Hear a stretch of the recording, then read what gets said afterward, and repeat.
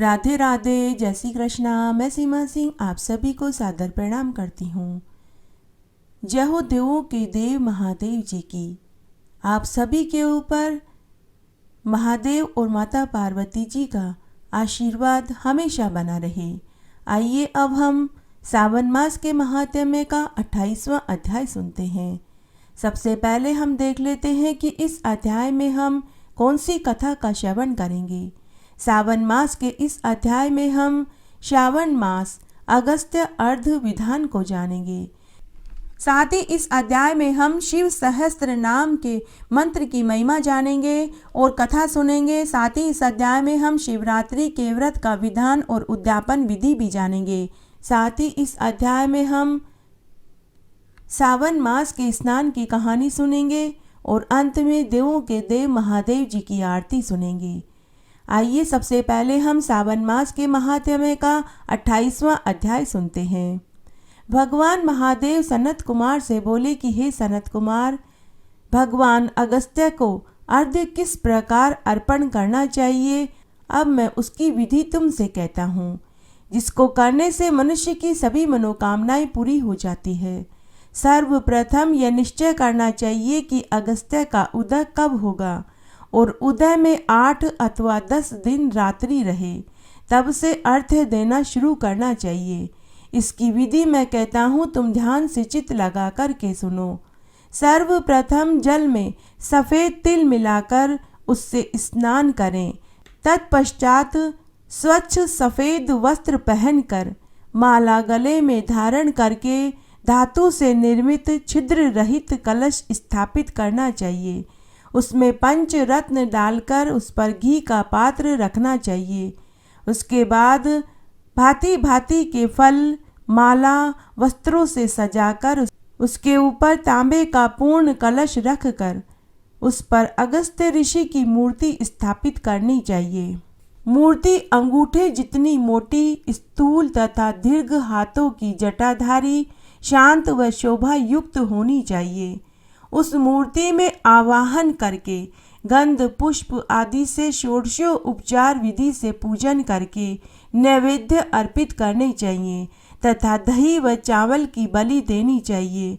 सोने, चांदी या तांबे के पात्र में नारंगी, खजूर, नारियल का फल, कोहड़ा, करेला, केला, अनार, बैंगन, नींबू, अखरोट, पिस्ता, नीलकमल, कमल, कुशा, दुर्वा, सामर्थ्य अनुसार फल, पुष्प, अनेक प्रकार के खाद्य सामग्रियाँ, 7 प्रकार के धान्य, 7 अंकुर, 5 पत्ते, 5 वस्त्र, इन सब को सामने रखकर घुटनों के बल भूमि पर बैठना चाहिए और पात्र को मस्तक से लगाकर शीश झुकाकर मन में अगस्त्य मुनि का ध्यान करके श्रद्धा पूर्वक भली प्रकार अर्पित करना चाहिए और इस प्रकार से कहना चाहिए कि काश पुष्प के समान है, अग्नि वायु से उत्पन्न, हे मित्र व वरुण के पुत्र, हे कुंभ योने, आपको नमस्कार करता हूँ।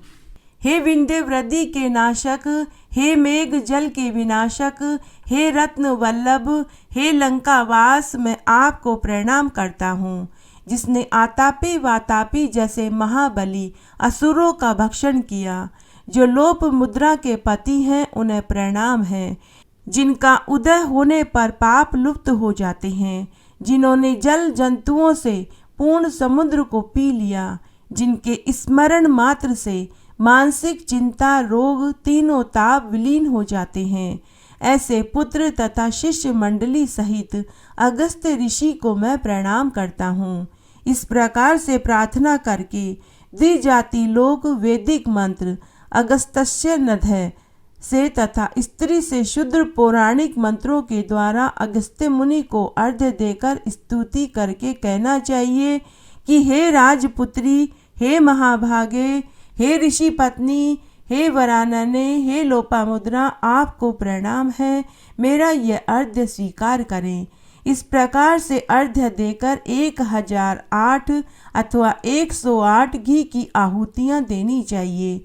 इस प्रकार से हवन करके अगस्त्य ऋषि को प्रणाम करके पूजन करके व आहुति देकर विसर्जन करते हुए कहना चाहिए कि हे अचिंत्य चरित्र वाले अगस्त्य, मैंने श्रद्धा अनुसार यथोचित आपका पूजन किया है, इसलिए आप इस लोक तथा परलोक के सारे कार्य पूर्ण करके यहाँ से प्रस्थान करें।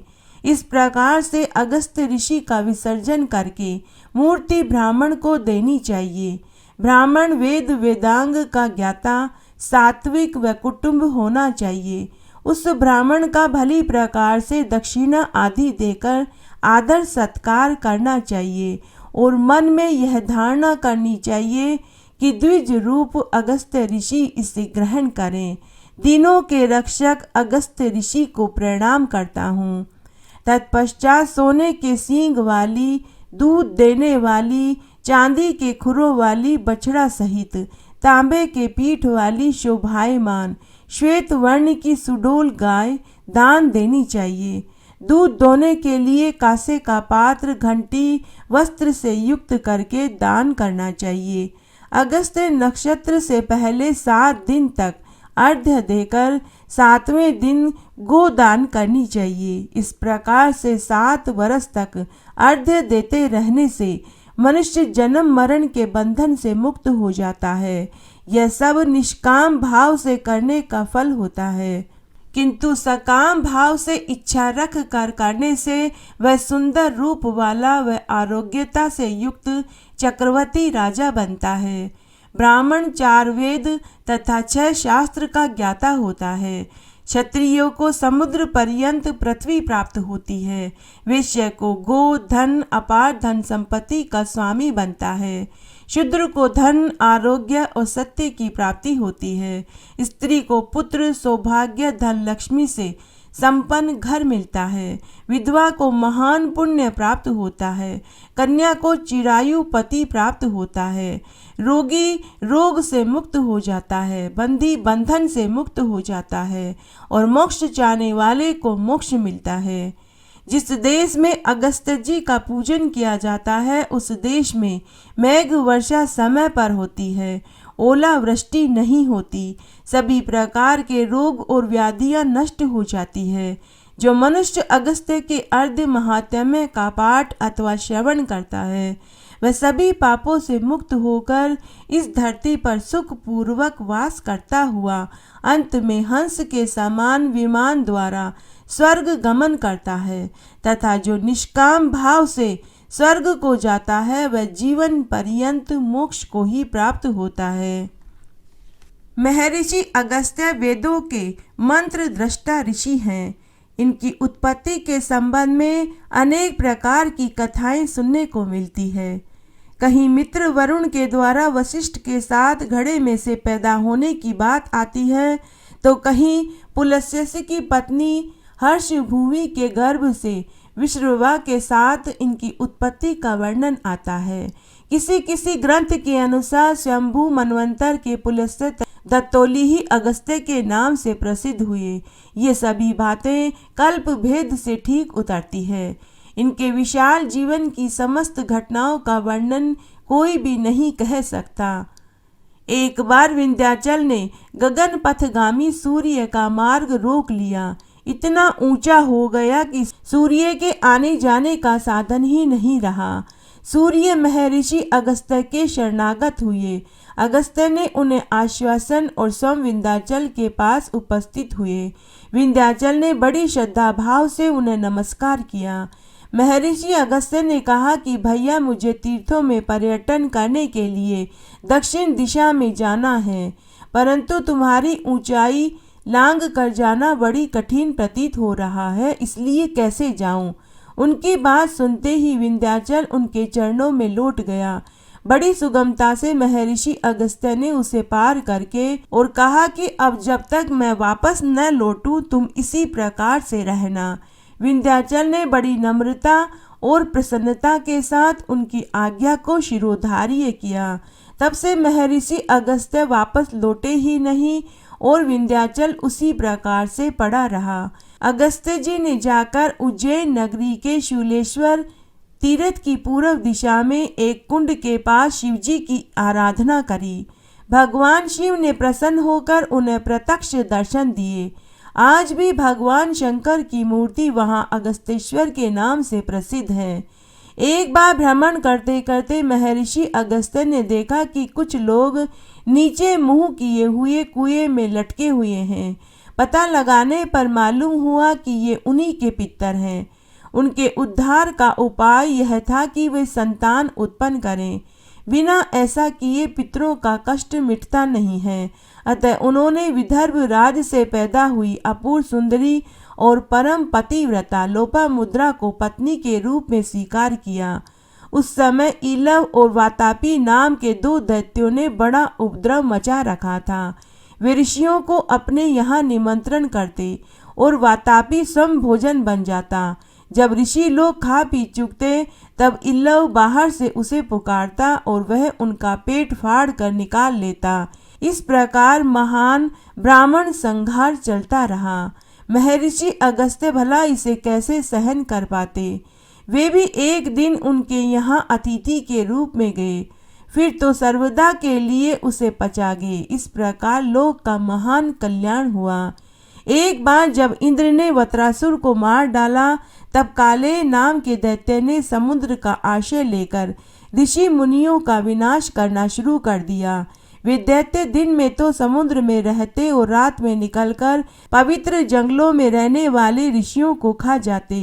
उन्होंने वशिष्ठ, च्यवन, भारद्वाज सभी के आश्रमों में जाकर हजारों की संख्या में ऋषि मुनियों को भोजन बना लिया।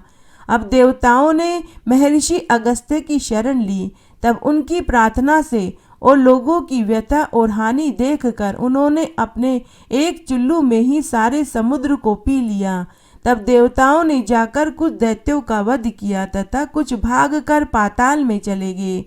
एक बार ब्रह्महत्या के कारण इंद्र के स्थानच्युत हो जाने के कारण राजा नहुष इंद्र हुए थे। इंद्र होने पर अधिकार के मद में मत होकर उन्होंने इंद्राणी को अपनी पत्नी बनाने की चेष्टा करी।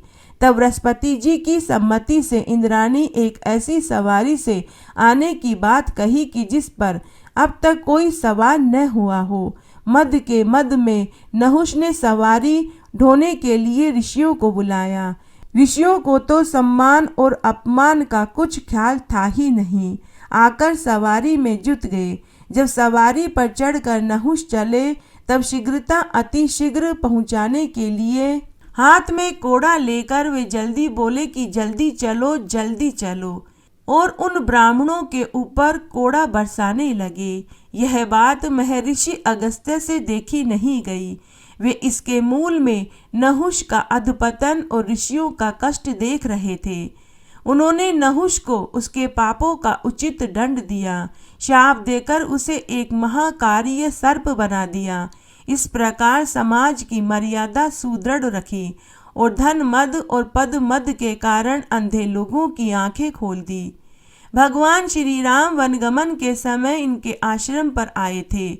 उन्होंने बड़ी श्रद्धा, भक्ति और प्रेम से उनका सत्कार किया। उनके दर्शन, आलाप और संसर्ग से अपने ऋषि जीवन को सफल किया। साथ ही ऋषि ने उन्हें कई प्रकार के शस्त्र दिए, सूर्य उपासना की पद्धति बताई। लंका के युद्ध में उनका उपयोग करके स्वयं भगवान श्री राम ने उनके महत्व की अभिवृद्धि करी। प्रेम लक्षणा भक्ति के मूर्तिमान स्वरूप भक्त सुतीक्ष्ण इन्हीं के शिष्य थे। उनकी तन्मयता और प्रेम के स्मरण से आज भी लोग भगवान की ओर अग्रसर होते हैं। लंका पर विजय प्राप्त करके जब भगवान श्री राम अयोध्या को लौट आए और उनका राज्य अभिषेक हुआ तब महर्षि अगस्त्य वहां आए और उन्होंने भगवान श्री राम को अनेक प्रकार की कथाएं सुनाई। वाल्मीकि जी रामायण के उत्तर कांड की अधिकांश कथाएं इन्हीं के द्वारा लिखी हुई है। इन्होंने उपदेश और सत संकल्प के द्वारा अनेकों का कल्याण किया। इनके द्वारा रचित अगस्त्य संहिता नाम का एक राम उपासना संबंधी बहुत सुंदर ग्रंथ भी है। शिव सहस्त्र नाम स्रोत का फल। सूत जी बोले कि विष्णु जी के बनाए हुए परम नामों से विभूषित इस दिव्य स्रोत को सुनकर शिवजी बहुत प्रसन्न हुए। फिर तो उन्होंने विष्णु जी की परीक्षा के लिए उन सहस्त्र कमलों में से एक कमल को हर लिया, जिससे उन 1000 कमलों में से एक कमल कम हो गया। भगवान विष्णु शिवजी की पूजा के लिए व्याकुल हो गए। सोचने लगे कि अब कमल कहाँ चला गया। उन्होंने निश्चय किया कि यदि एक कमल चला गया है तो उसे सुख से जाने दो। क्या मेरा नेत्र कमल नहीं? लोग मुझे भी तो कमल नेत्रधारी कहते हैं। ऐसा सोचकर विष्णु भगवान ने अपना नेत्र उखाड़ शिवजी की पूजा कर उनकी स्तुति करी। तब विष्णु जी को इस प्रकार स्तुति करते हुए देखकर जगत गुरु महादेव जी प्रकट हो गए और बोले कि ऐसा मत करो, ऐसा मत करो। फिर तो अपने ही बनाए हुए पार्थिव लिंग समूह से प्रकट हुए शंभु को नमस्कार करते हुए विष्णु जी अनेक प्रकार से स्तुति करने लगे। तब उन्हें इस प्रकार अपने सम्मुख हाथ जोड़कर देखकर प्रसन्न होकर महादेव जी विष्णु जी से हंसते हुए बोले कि हे विष्णु, मैं तुम्हारे मन की बात जान गया। तुम देवताओं का कार्य करना चाहते हो। दैत्यों के नाश के लिए तुम्हें सुदर्शन चक्र चाहिए। मैं वह सुंदर चक्र तुम्हें देता हूँ। हे विष्णु, संपूर्ण लोकों को सुख देने वाले जिस रूप को तुमने देखा है उसका ध्यान निश्चय करो, तुम्हारा ही हित होगा। यदि उस रूप को युद्ध भूमि में स्मरण करोगे तो देवताओं का दुख दूर हो जाएगा, क्योंकि यह सुदर्शन चक्र तथा रूप और यह सहस्त्र नाम का स्रोत महान फल को देने वाला है। जो मनुष्य भक्ति पूर्वक सर्वदा इनको सुनेंगे, पढ़ेंगे, उनको मेरे प्रसाद से संपूर्ण मनोरथों की अविनाशिनी सिद्ध होगी। ऐसा कहते हुए हजारों कांति वाले अपने चरण से उत्पन्न सुदर्शन चक्र को महादेव जी ने शत्रुओं के नाश के लिए विष्णु भगवान को दे दिया।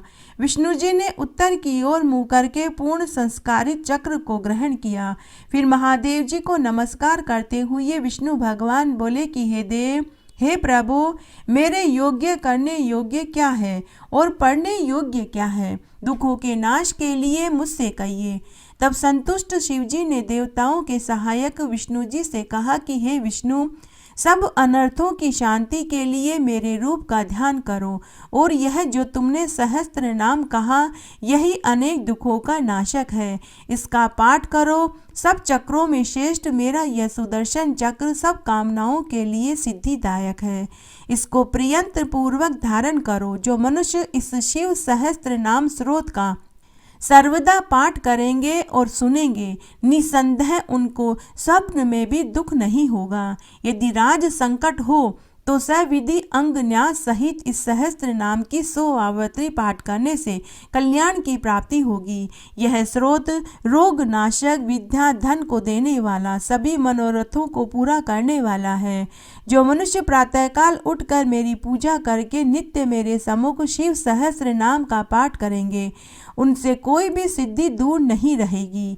वह लोक में सर्व सिद्धिदायक, मुक्ति और भुक्ति का प्रदायक होगा। इतना कहकर शंकर भगवान प्रसन्न हो अपने दोनों हाथों से विष्णु जी को स्पर्श करते हुए बोले कि हे देवताओं में श्रेष्ठ, मैं तुम पर प्रसन्न हूँ। जो इच्छा हो वर मांगो। हे सुभद्र, तुम्हारी इस आराधना और सहस्त्र नाम के पाठ ने मुझे अपने वश में कर लिया है।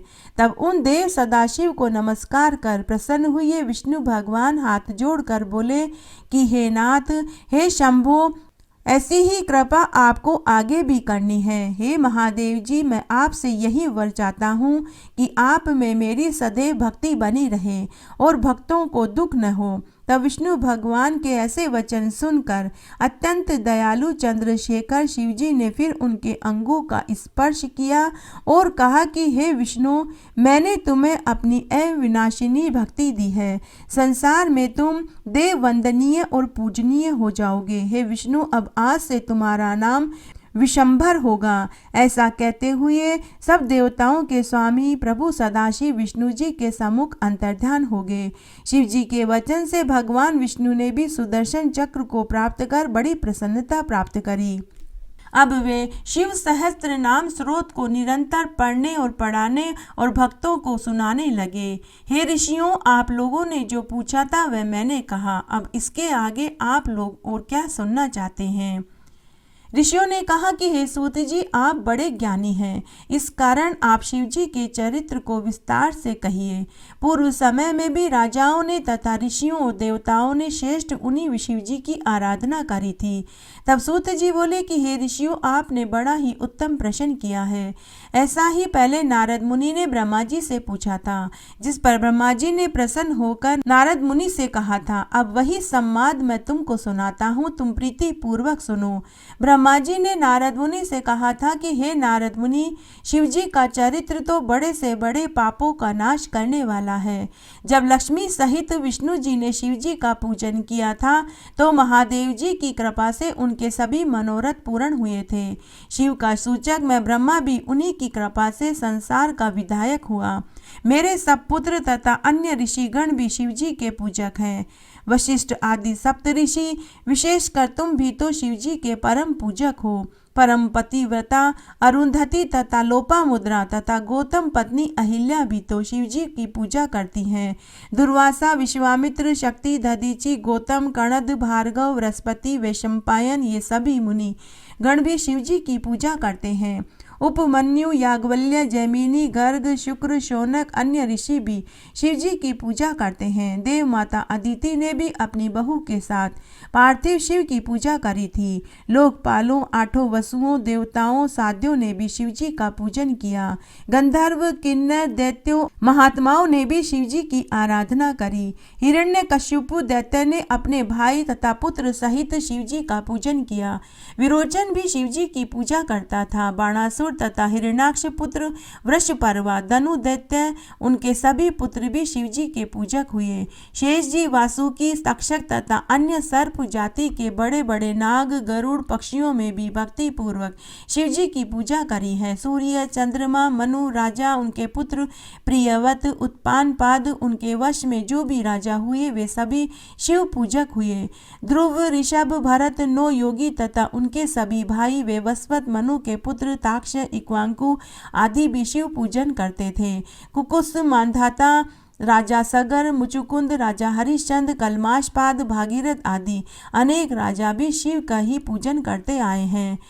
राजा खटवांग ने तो सर्वदा शिव की पार्थिव मूर्ति बनाकर महादेव जी की पूजा करी। फिर उनके पुत्र राजा दिलीप, उनके पुत्र रघु, उनके पुत्र अज, उनके पुत्र दशरथ तो बड़े ही शिव भक्त थे, जो वशिष्ठ जी की आज्ञा से नित्य महादेव जी का पूजन किया करते थे।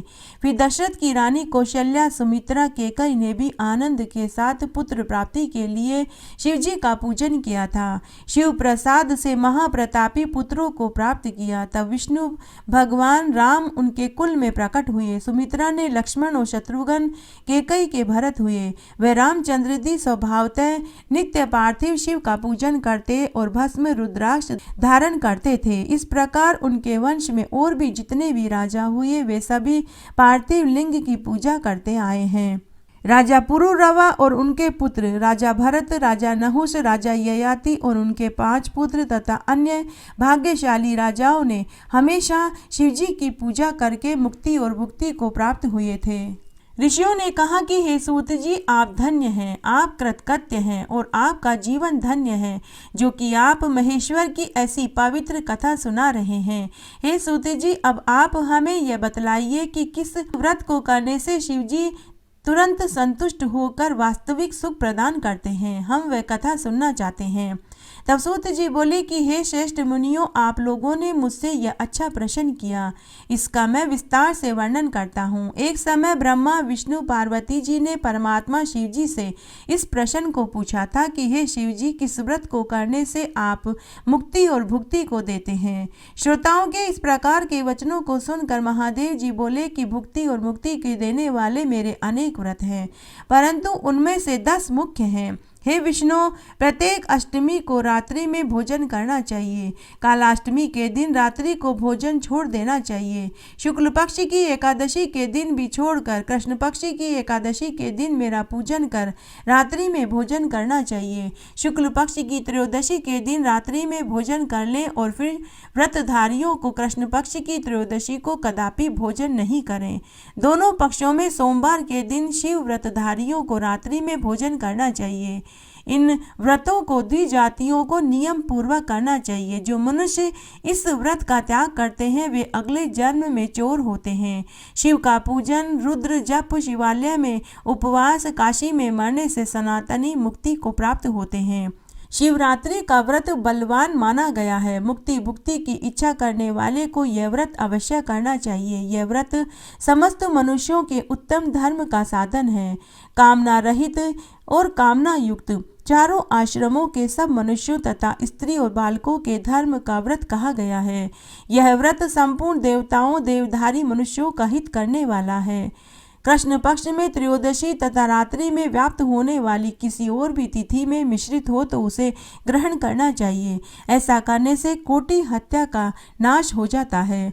हे केशव, उस दिन प्रातः काल से जो कुछ भी किया जाता है तुम उसे ध्यान से सुनो। बुद्धिमान को प्रातः काल उठकर स्नान आदि से निवृत्त होकर शिवालय में जाकर विधि विधान से शिव को नमस्कार कर व्रत का संकल्प करें। हे देवों के देव, हे महादेव, हे त्रिलोचन, हे नीलकंठ, आपको बारंबार प्रणाम है। मैं आपके शिवरात्रि के व्रत को करने की इच्छा करता हूँ। इस प्रकार संकल्प करके पूजा की संपूर्ण सामग्री सहित ज्योतिर्लिंग को सुंदर स्थान पर स्थापित करें। पूजा के निमित्त उस सामग्री को शिव के समक्ष स्थिर कर फिर व्रती मनुष्य विधि पूर्वक स्नान कर शुभ वस्त्र को धारण कर 3 बार आचमन कर पूजन को प्रारंभ करें। ओम नमः शिवाय नामक मंत्र का जाप कर गीत बाजे और नृत्य के सहित भक्ति भाव से युक्त हो पंडित पहले प्रहर में पूजन करें। जिस मंत्र का जो द्रव्य है उसी मंत्र से पूजन करें। बिना मंत्र के शिवजी की पूजा न करें। ओम नमः शिवाय का जाप करते हुए पार्थिव लिंग का निर्माण करें। नित्य क्रिया के पश्चात पूजा करें। अनेक स्रोतों से शिवजी को संतुष्ट करें। व्रत के महात्म्य को पढ़ें। चारों प्रहरों में शिवजी की मूर्ति की पूजा करें। महोत्सव करें। रात्रि जागरण में समय बितावें। फिर प्रार्थना कर हाथ जोड़ सिर झुकाकर कंधे झुकाकर बार बार प्रणाम करें और बोले कि हे स्वामीन, हे महादेव जी, आपकी आज्ञा से किया हुआ यह सुंदर व्रत समाप्त हुआ।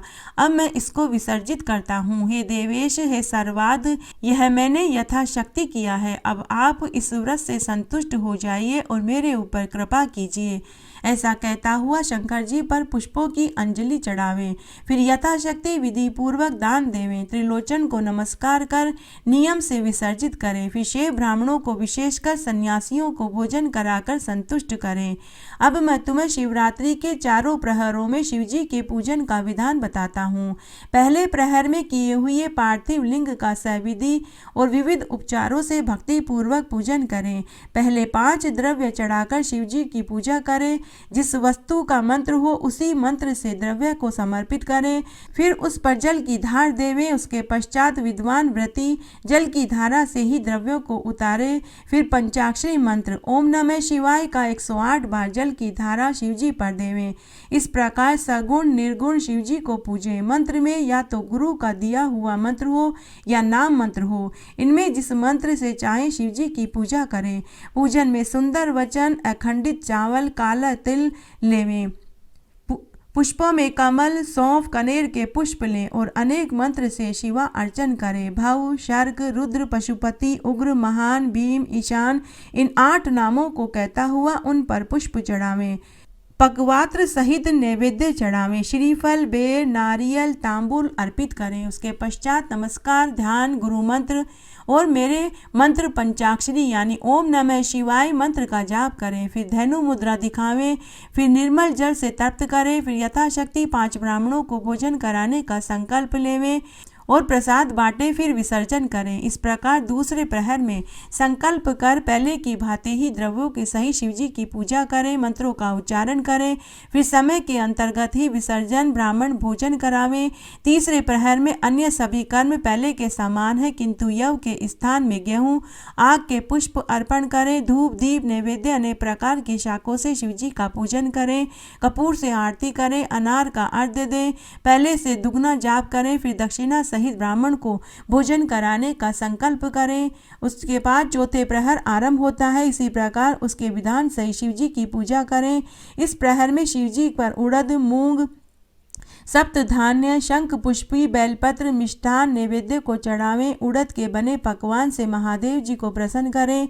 ऋतुफल चढ़ावें, केला चढ़ावें। विद्वान व्रती दूना जाप करें। फिर यथाशक्ति ब्राह्मण भोजन का संकल्प लें। भक्ति पूर्व गान वाद्य का उत्सव करें। भक्तजनों से उत्सव की शोभा बढ़ावें। रात भर अरुणोदय तक इसी प्रकार समय बितावें। प्रातःकाल सूर्य उदय होने पर स्नान कर फिर शिवा अर्चन करें। अनेक प्रकार की पूजा के भेदों से अभिषेक करें। दान दे, सन्यासियों को भोजन कराने का संकल्प लेवें। शिव जी को नमस्कार कर शिव पर पुष्पों की अंजलि देवें। मंत्रों से स्तुति करें। फिर यह बोले कि हे कृपा निधान शिव जी, मैं आपका हूँ, सर्वदा आपकी शरण में हूँ। जो उचित हो वह कीजिए। मैंने यथा योग्य जो कुछ भी किया है इस व्रत पर अपनी दयालुता का परिचय दें। हे शंकर जी, मेरे इस व्रत से आप प्रसन्न हो जाइए। हे भूतनाथ, हे सुखदायक शंकर जी, आप प्रसन्न होइए। हे महादेव जी, मैं आपसे यह मांगता हूँ कि अब जब कभी मुझे जन्म लेना पड़े तो मैं आपके किसी भक्त के यहाँ जन्म लूँ, अभक्त के यहाँ जन्म न लूँ। मेरे कुल में सदैव आपका कीर्तन होता रहे। ऐसा कहते हुए पुष्पों की अंजलि महादेव जी पर समर्पित करें। फिर ब्राह्मणों से आशीर्वाद ले तिल को ग्रहण करें। उसके पश्चात विसर्जन करें। जो इस प्रकार शिव जी का व्रत करता है उससे शिव जी कभी विलग नहीं होते। उसका फल कहने में मैं असमर्थ हूँ। मेरे ऐसे भक्त के लिए मेरे पास कुछ भी अदेय नहीं है। प्रत्येक मास में भक्तजन ऐसे ही व्रत करें, फिर उद्यापन कर पूर्ण फल प्राप्त करें। तब ऋषि बोले कि आप हमें शिवरात्रि के व्रत की उद्यापन विधि बताइए। तो सूत जी बोले कि हे ऋषियों, शुभ रात्रि का व्रत 14 साल तक करना चाहिए। त्रयोदशी के दिन एक बार भोजन करें, चतुर्दशी को उपवास करें। शिवरात्रि के दिन शिव मंदिर में जाकर सविधि पूजन करें। लिंग तो भद्र, मंडल सर्व तो भद्र, चक्र का सविधि निर्माण करें।